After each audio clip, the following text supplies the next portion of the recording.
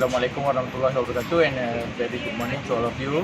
Okay, so my name is Muhammad Nadir Rahman Zulkifli, and I'm from Group Pahang and Terengganu Static Group. IP 1003.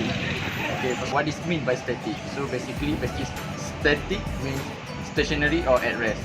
So when we talk about static, so we are talking about the net force that acting on the object. So when the object is at rest, the net force that acting on certain object like this is equal to 0. So you see, it's at rest. Okay, so for our video, we are using seesaw as our example. So let's take a look, shall we? Right. Hey, tengok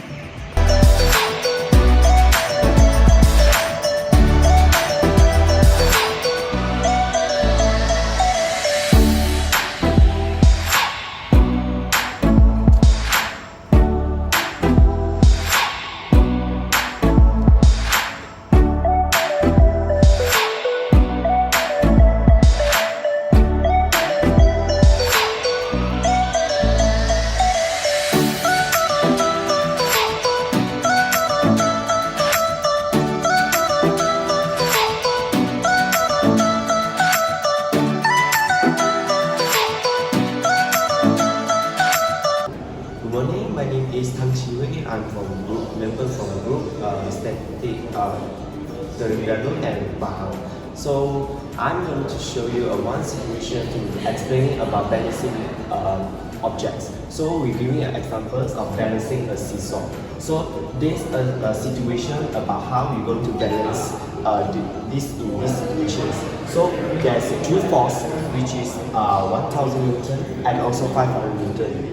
Both of them sit at the end of the seesaw, which is point A for 1000 Newton, point B 500 Newton.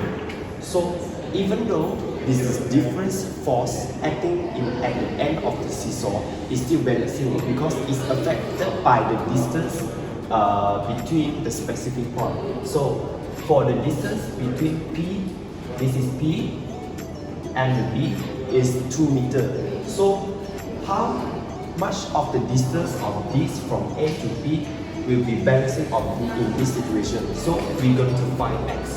So first thing, for the balancing a seesaw, we know that the summation of the Fx is equal to 0. But for this situation, the X is not involving because all the force are acting in the y-axis.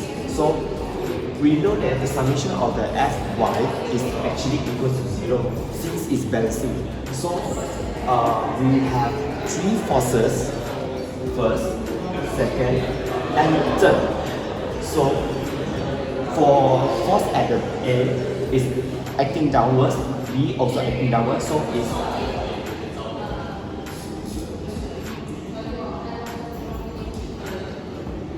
negative 100 newtons and negative 500 newtons acting downwards.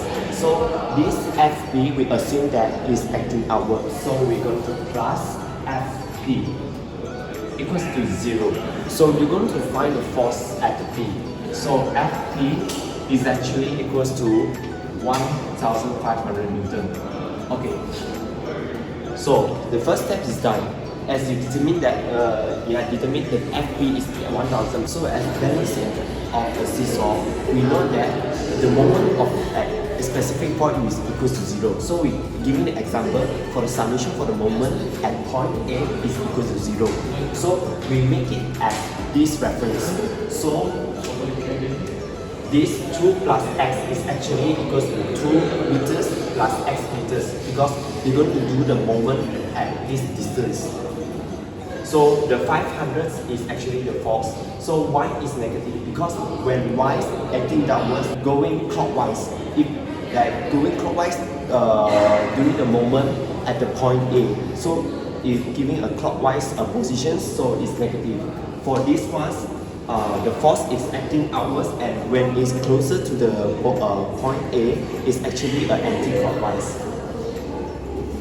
Anti-clockwise. So we're going to put a positive at here with x distance between the point A. So after you've done all the solutions solved in, you're going to find that the x is actually equals to 1 meter, which indicates that The distance between A and B requires 1 meter to balance.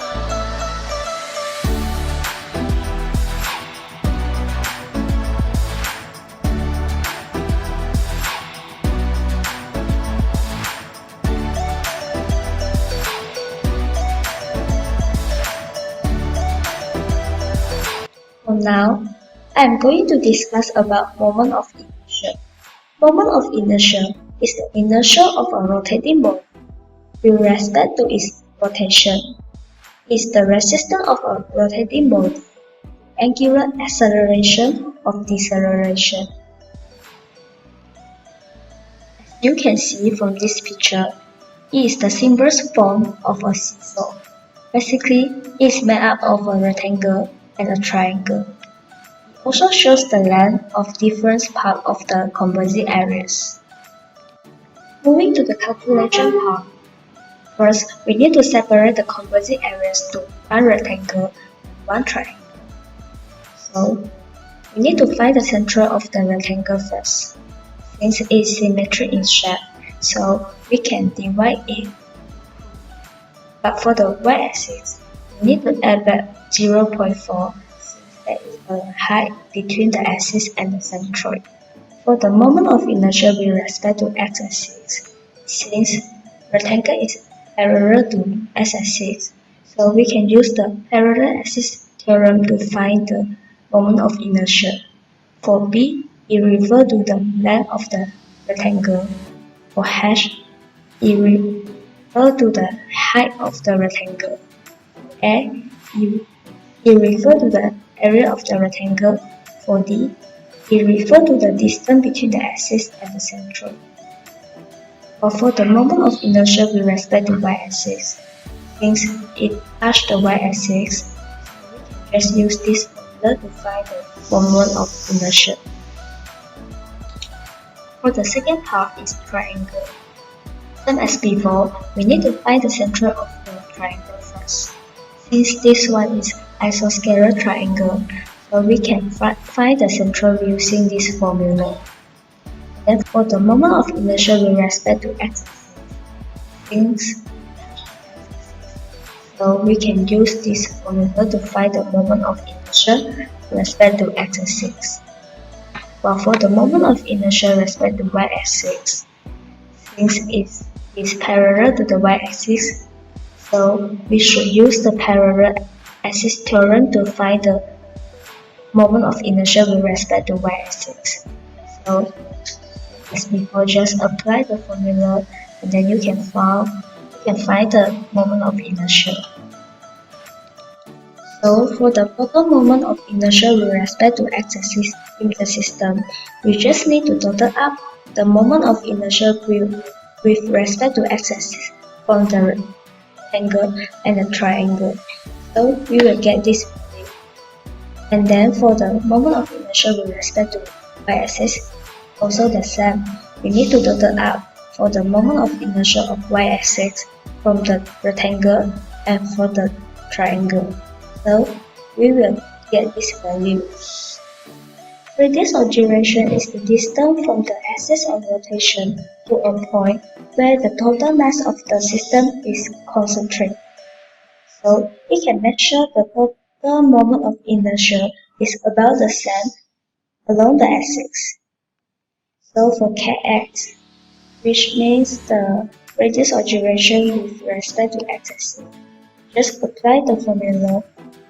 And then this one is the Ix we found in the system and the total area. So we will found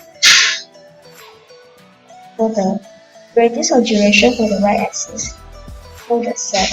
So we will get this value.